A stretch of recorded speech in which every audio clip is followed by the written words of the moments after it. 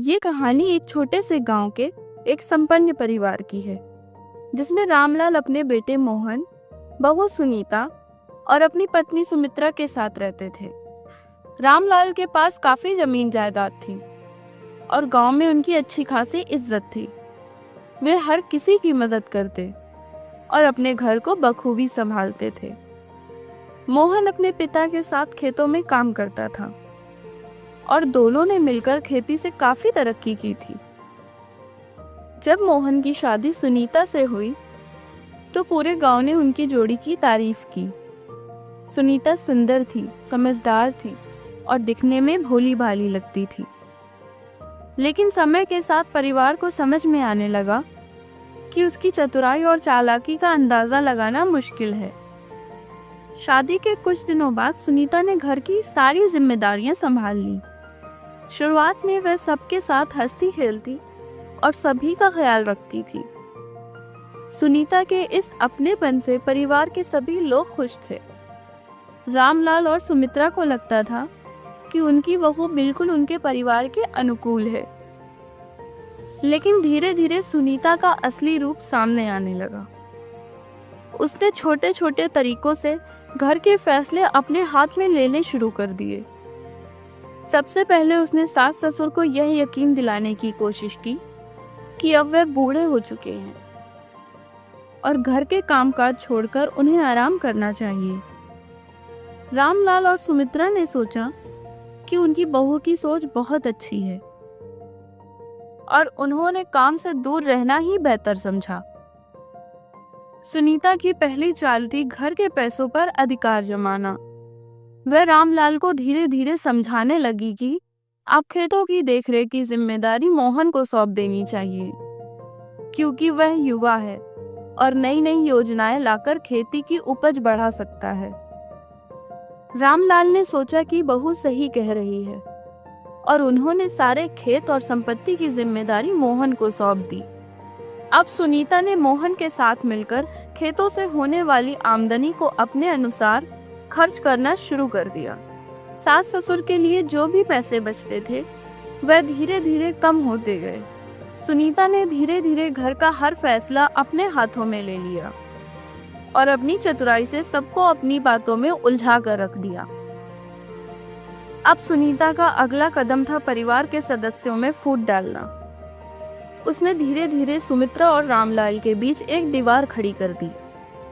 सुनीता ने अपनी सास को समझाया कि उनका पति रामलाल अब उम्र के कारण फैसले लेने में सक्षम नहीं है और उनसे गलतियां हो सकती हैं, इसलिए अब हमें उनके हर कामों पर भरोसा नहीं करना चाहिए।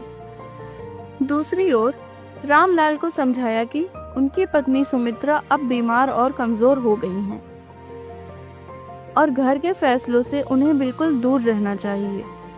सुनीता ने अपने चालाकी भरे शब्दों से घर के सभी सदस्यों के बीच दूरियां बढ़ानी शुरू कर दी। सास ससुर के बीच के झगड़ों का फायदा उठाकर वह खुद घर की असली मालकिन बन गई। गांव के लोग रामलाल को बहुत सम्मान देते थे और उन्हें अपना आदर्श मानते थे। सुनीता को यह बात बिल्कुल पसंद नहीं थी, क्योंकि उसे लगता था कि इस इज्जत का हकदार अब उसका पति मोहन है। उसने गांव वालों के बीच रामलाल की छवि को खराब करने के लिए कई चालें चली। उसने अफवाहें फैलानी शुरू की कि रामलाल अब बूढ़े हो गए हैं और अब उनके फैसले ठीक नहीं होते। धीरे धीरे गांव के लोग भी रामलाल के बारे में अलग राय बनाने लगे और हर जगह मोहन का नाम अधिक सुनाई देने लगा। सुनीता ने इस तरह अपनी चालाकी से रामलाल को गांव में अप्रासंगिक बना दिया। लेकिन उसे एक बात का डर था कि यदि कभी उसके सारे धोखे सामने आ गए तो उसकी सच्चाई सबके सामने आ जाएगी। एक दिन सुनीता ने मोहन से कहा कि अब उसके माता पिता को एक अलग कमरे में रहना चाहिए, जहां वो किसी को परेशान न करे। उसने समझाया कि उन्हें अब विश्राम की जरूरत है और घर के सारे कामकाज से उन्हें दूर रहना चाहिए। मोहन ने भी अपनी पत्नी की बात मान ली। रामलाल और सुमित्रा को घर के एक छोटे से कोने में भेज दिया गया। अब वह अपने ही घर में अकेले और अलग थलग रहने लगे। रामलाल और सुमित्रा को यह समझ में आने लगा था कि उनकी बहू उनके साथ चालाकी कर रही है, परंतु वह कुछ कह नहीं सकते थे। वे केवल अपने बेटे की खुशी के लिए चुप रहते थे। सुनीता ने उनकी हालत को और बुरा बना दिया था। उसने उनके खाने पीने का भी ध्यान रखना बंद कर दिया था और यहाँ तक कि दवाइयों के पैसे भी उन्हें नहीं दिए जाते थे। एक दिन रामलाल के बहुत पुराने दोस्त गांव में आए और रामलाल की हालत देखकर चौंक गए। उन्हें ये सब देखकर बहुत दुख हुआ और उन्होंने रामलाल से सब कुछ पूछा। रामलाल ने उन्हें अपने ऊपर बीते सारे अत्याचारों के बारे में बताया। यह सुनकर उनके दोस्त को बहुत दुख हुआ और उन्होंने रामलाल को सलाह दी कि वे गांव की पंचायत के सामने अपनी बात रखें। रामलाल ने पंचायत में अपनी व्यथा सुनाई। उन्होंने पंचायत के सामने अपने बेटे और बहू द्वारा किए गए बर्ताव को सामने रखा। गांव के लोग भी यह सब सुनकर हैरान रह गए, क्योंकि उन्हें यह बिल्कुल अंदाजा नहीं था कि सुनीता इतनी चालाक हो सकती है। पंचायत ने सुनीता और मोहन को बुलाया और सच्चाई जानने की कोशिश की। गांव के मुखिया ने सुनीता से सख्ती से पूछताछ की और उसकी हर चालाकी को उजागर किया।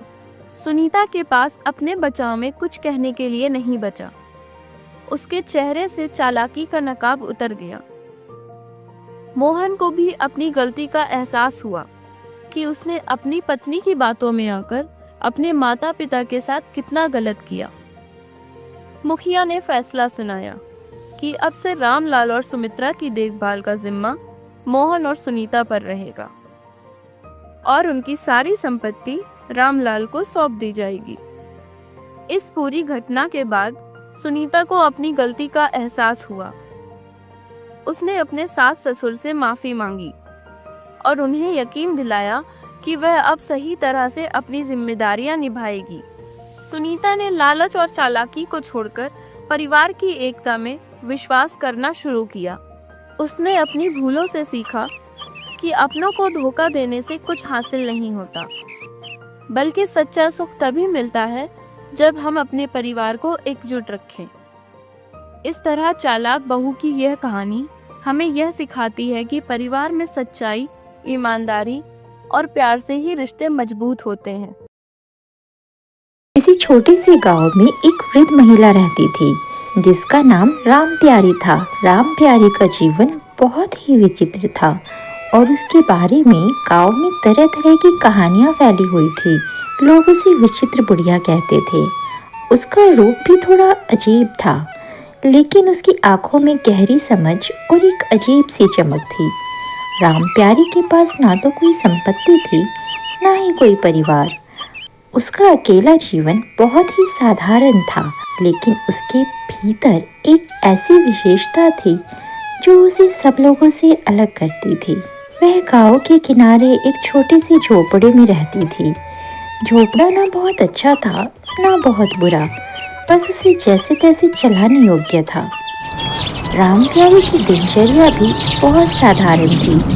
वह प्रातः समय से उठती, अपने बागीचे में काम करती और फिर गांव के लोगों से बातें करती। कुछ लोग तो उसे हल्की फुल्की गालियां देते, क्योंकि वह हमेशा दूसरों के मामले में दखल देती थी। लेकिन उसके पास एक ऐसी बात थी जो कभी न कभी लोगों के काम आती थी। गांव में अगर कभी किसी को समस्या होती तो लोग अक्सर राम प्यारी के पास जाते थे। वह जो कहती वही सच होता, चाहे वह किसी के दुख का कारण हो या किसी समस्या का समाधान।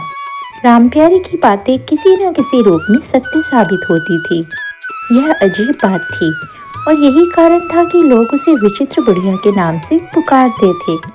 राम प्यारी अपनी बातों से गांव के हर व्यक्ति की मदद करती थी, लेकिन उसने कभी अपने बारे में किसी से कुछ नहीं कहा था। उसका जीवन एक रहस्य की तरह था और लोग उसे जानने की कोशिश करते रहते थे, लेकिन उसके अंदर का सत्य कोई नहीं समझ पाया था। एक दिन गांव में एक व्यापारी आया जिसका नाम रमेश था। रमेश एक व्यापारी था जो अच्छे और महंगे सामान बेचता था। उसकी दुकान में सोने की चूड़ियाँ, चांदी के बर्तन, कीमती रेशमी कपड़े और अन्य तरह की महंगी वस्तुएं थी। रमेश का व्यवसाय बहुत तेजी से बढ़ने लगा। गांव के लोग उसकी दुकान में जाने लगे और उसने अपने व्यवसाय का प्रचार प्रसार करना शुरू किया। हर कोई रमेश की दुकान से सामान खरीदने के लिए बेताब था। उसकी दुकान को देखकर ऐसा लगता था जैसे धन का हर एक रास्ता दुकान से होकर जाता हो। रमेश के पास पैसे की कोई कमी नहीं थी, लेकिन एक दिन अचानक गांव में एक ऐसी घटना घटी जिसने सभी को चौंका दिया। एक रात गांव के मुख्य मार्ग पर सभी लोग सो रहे थे, तब अचानक रमेश की दुकान में आग लग गई। आग इतनी भयंकर थी कि दुकानों के साथ साथ पूरे सामान भी जलकर राख हो गए। रमेश दौड़ते दौड़ते अपनी दुकान के पास पहुंचा, लेकिन सब कुछ खत्म हो चुका था।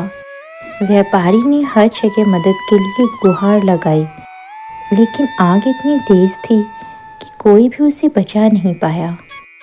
अगले दिन रमेश बहुत उदास और परेशान था। उसके पास अब कुछ भी नहीं बचा था।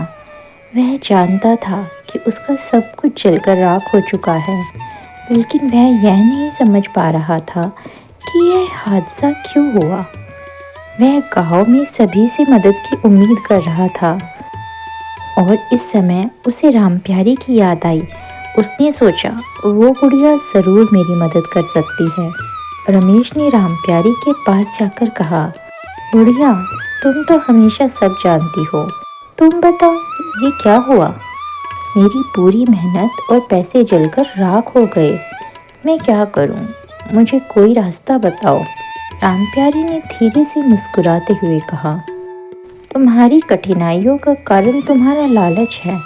तुमने भौतिक चीज़ों को अपनी आत्मा से ऊपर रखा। यह तुम्हारी आत्मा की तृष्णा का परिणाम है। जब तक तुम जीवन के असल उद्देश्यों को नहीं समझोगे, तब तक तुम्हारा भाग्य तुम्हें इसी तरह परेशान करता रहेगा।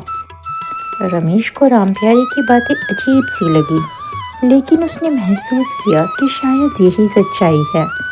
उसने यह समझने में समय लगाया, लेकिन धीरे धीरे उसने अपनी सोच बदलनी शुरू की। वह जानने लगा कि वह भौतिक सुखों में अधिक उलझा था और उसने सच्चे सुख की खोज को नज़रअंदाज किया था।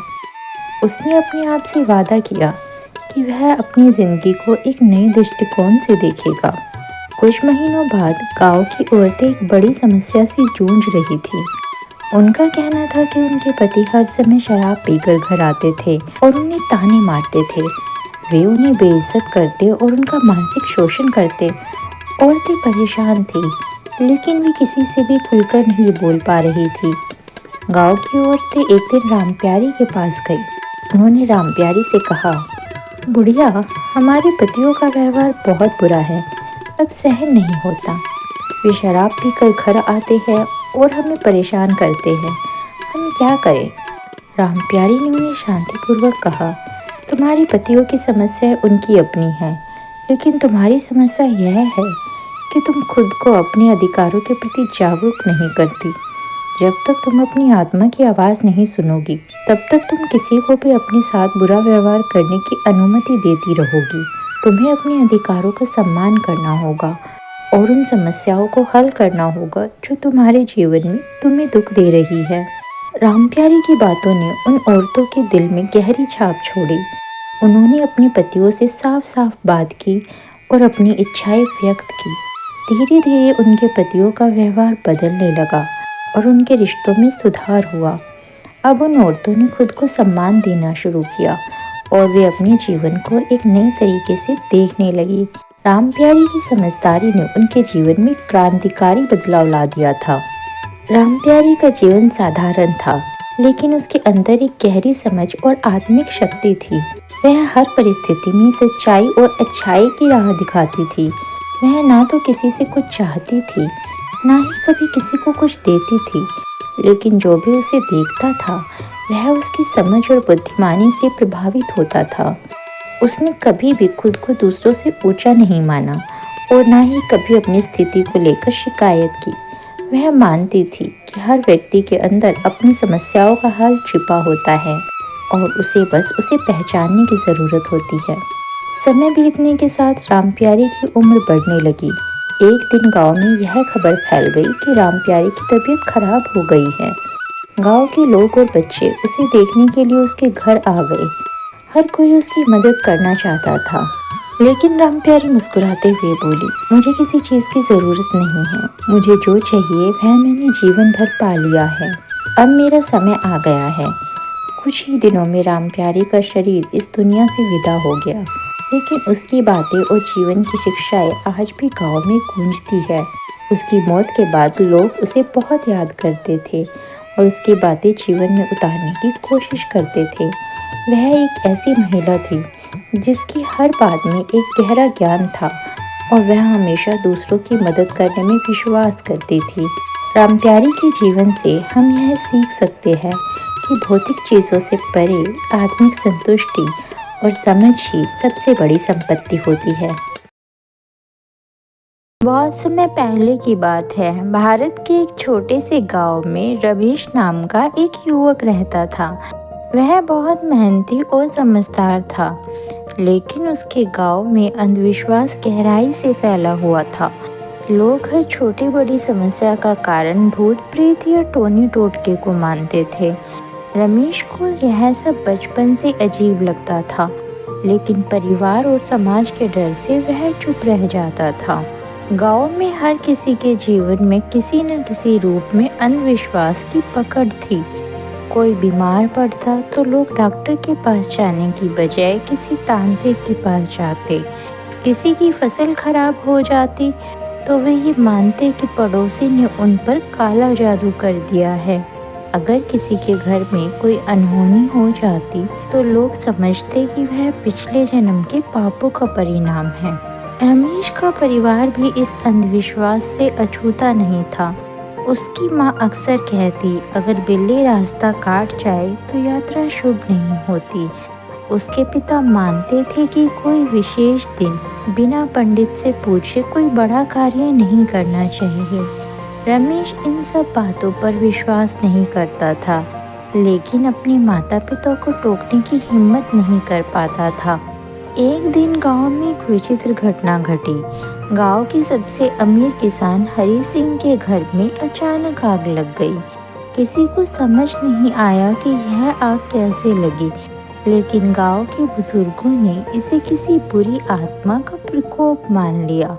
उन्होंने गांव के पुजारी को बुलाया, जिसने कहा कि यह किसी बुरी आत्मा की वजह से हुआ है और इसका एक उपाय एक विशेष हवन करवाने में ही है। हरी सिंह घबरा गए और तुरंत हवन करवाने के लिए राजी हो गए, लेकिन रमेश को इस बात पर संदेह था। उसने सोचा कि शायद यह आग किसी दुर्घटना के कारण लगी होगी। वह इस घटना की तह तक जाना चाहता था। रमेश ने ठान लिया कि वह इस रहस्य से पर्दा उठाएगा। वह घटनास्थल पर गया और ध्यान से चारों ओर देखा। उसे कुछ जली हुई लकड़ियां और एक टूटा हुआ दीपक मिला। उसने गांव के कुछ लोगों से पूछताछ की तो पता चला कि घटना के समय घर के बाहर एक दीपक जल रहा था, जो हवा से गिर गया था और आग लग गई थी। रमेश को यकीन हो गया कि यह अंधविश्वास के कारण फैलाया गया डर है। उसने गांव वालों को इकट्ठा किया और उन्हें समझाने की कोशिश की। यह आग किसी बुरी आत्मा की वजह से नहीं, बल्कि एक दुर्घटना के कारण लगी है। हमें हर चीज़ के पीछे भूत प्रेत को दोष देने की बजाय सच्चाई को समझना चाहिए। लेकिन गांव वालों को उसकी बात पर यकीन नहीं हुआ। उन्होंने कहा, हमारे पूर्वजों ने हमें सिखाया है कि बुरी आत्माएं सच में होती है। तुम हमारी परंपराओं का अपमान कर रहे हो।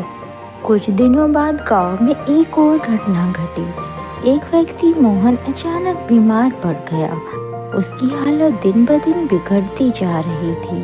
गांव वालों ने इसे भी बुरी आत्मा का असर मान लिया और उसे झाड़ फूंक करवाने के लिए मजबूर किया। लेकिन रमेश को संदेह था कि यह किसी बीमारी का लक्षण हो सकता है। उसने मोहन के परिवार से कहा, हमें उसे अस्पताल ले जाना चाहिए। डॉक्टर से इलाज करवाना ही सबसे अच्छा उपाय है। पहले तो मोहन के परिवार वाले बात नहीं माने, लेकिन जब उसकी हालत और बिगड़ने लगी तो वे उसे अस्पताल ले जाने के लिए तैयार हो गए। डॉक्टर ने बताया कि मोहन को एक गंभीर संक्रमण हुआ था, जिसका समय पर इलाज न किया गया तो उसकी जान भी जा सकती थी। इलाज के बाद मोहन धीरे धीरे ठीक होने लगा। जब वह गांव लौटा तो उसने सबको बताया कि डॉक्टर ने उसकी जान बचाई है, ना कि किसी तांत्रिक या झाड़ फूक ने। मोहन के ठीक होने के बाद गांव वालों के मन में धीरे धीरे सवाल उठने लगे। उन्हें एहसास हुआ कि शायद वे सदियों से एक गलत धारणा में जी रहे थे। वे अब रमेश की बातों पर ध्यान देने लगे थे। रमेश ने गांव में जागरूकता फैलाने का बीड़ा उठाया। उसने स्कूलों में बच्चों को विज्ञान और तर्क की शिक्षा देने के लिए एक अभियान शुरू किया। उसने बताया कि बीमारियों का इलाज डॉक्टर के पास जाने से होता है, ना कि झाड़ फूक से।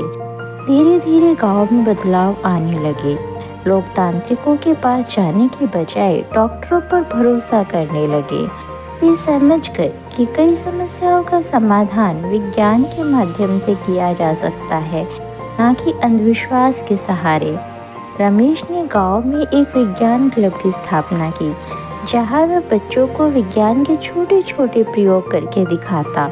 उसने उन्हें यह सिखाया कि कैसे रोशनी, बिजली और बारिश जैसी प्राकृतिक घटनाओं के पीछे कोई जादू टोना नहीं बल्कि वैज्ञानिक कारण होते हैं।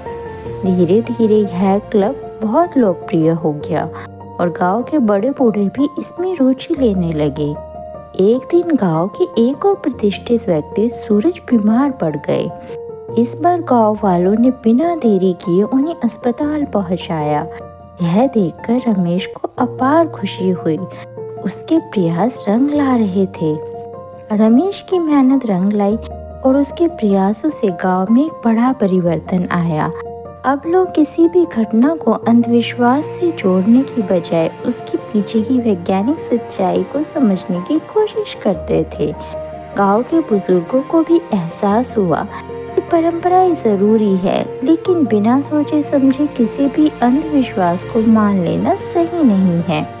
उन्होंने रमेश को धन्यवाद दिया और स्वीकार किया कि उन्होंने वर्षों तक अज्ञानता के कारण गलत धारणाएं बनाई थी। बहुत समय पहले की बात है। भारत के एक छोटे से गांव में एक युवक रहता था जिसका नाम अर्जुन था। वह बहुत मेहनती और ईमानदार था, लेकिन उसका भाग्य हमेशा उसके प्रतिकूल रहता था। वह जो भी काम करता उसमें असफलता ही मिलती थी। अर्जुन के गांव में एक प्राचीन मंदिर था जिसमें उसके पूर्वजों की मूर्तियां स्थापित थी। गांव के बुजुर्ग कहते थे कि जो भी श्रद्धा से अपने पूर्वजों की पूजा करता है उसे उनका आशीर्वाद अवश्य प्राप्त होता है। लेकिन अर्जुन को इन बातों पर विश्वास नहीं था। अर्जुन ने कई प्रयास किए, लेकिन कोई भी काम सफल नहीं हुआ। वह खेती करता तो फसल सूख जाती, व्यापार करता तो घाटा हो जाता। हर असफलता के बाद उसका आत्मविश्वास कम होता गया। एक दिन उसकी माँ ने उसे समझाया, बेटा तुम्हें अपने पूर्वजों का आशीर्वाद लेना चाहिए। वे हमारी रक्षा करते हैं और हमें सफलता का मार्ग दिखाते हैं। लेकिन अर्जुन ने हंसते हुए कहा, माँ मेरे भाग्य में कुछ अच्छा लिखा ही नहीं है। ये सब बातें मनगढ़ंत है। एक रात अर्जुन ने एक विचित्र सपना देखा। उसने देखा कि उसके पूर्वज एक पहाड़ की चोटी पर खड़े हैं और उसे बुला रहे हैं। उन्होंने कहा, अर्जुन तुमने हमें बुला दिया है। यदि तुम हमारी पूजा करोगे तो तुम्हारा भाग्य बदल जाएगा। सुबह होते ही अर्जुन चौंक कर उठा। उसने सोचा यह मात्र एक सपना था, लेकिन उसका मन उसे बार बार वही बात याद दिला रहा था। वह मंदिर गया और पहली बार उसने श्रद्धा के साथ अपने पूर्वजों की पूजा की। उस दिन के बाद से अर्जुन के जीवन में बदलाव आने लगा। उसने फिर से खेती करनी शुरू की और इस बार उसकी फसल खराब नहीं हुई। उसने व्यापार में भी हाथ आजमाया और वहाँ भी उसे लाभ ही होने लगा। गांव के लोग इस बदलाव को देखकर चकित रहने लगे। अर्जुन अब अपने पूर्वजों के महत्व को समझ चुका था। वह नियमित रूप से उनकी पूजा करता और हर शुभ कार्य से पहले उनका आशीर्वाद लेता।